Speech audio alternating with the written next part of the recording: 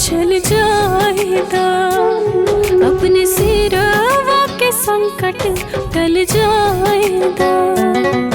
पर कबल रहब हम बोझा बनके अपना जिंदगी से हमके निकल जाएगा। जन्म जन्म के बंधन नाही तोड़ले से टूटे, हाथ में हाथ रही ई साथ जन्म के साथ न छूटे। हाथ में हाथ रही ई साथ जन्म के साथ न छूटे।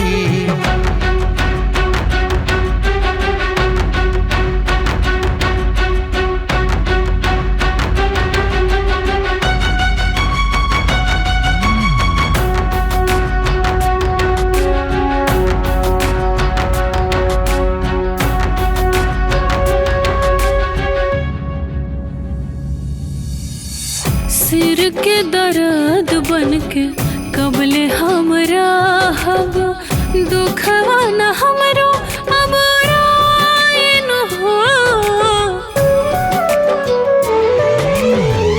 एही से तक हिला ए हो बलम जी हम कतही चल जाइन हो। सगरो जमाना भले हमरा से चाहे हो रूठी, हाथ में हाथ रही ई साथ जन्म के साथ न छूटे। हाथ में हाथ रही ई साथ जन्म के साथ न छूटे।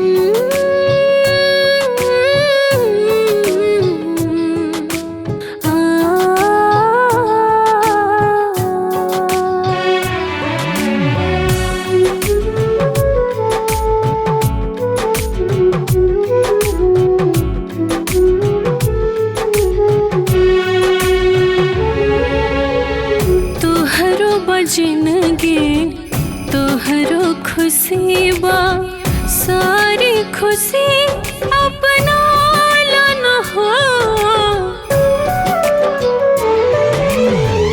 हमरा के हमरे हाल पे छोड़ा, पीछा हमसे छोड़ा लन हो।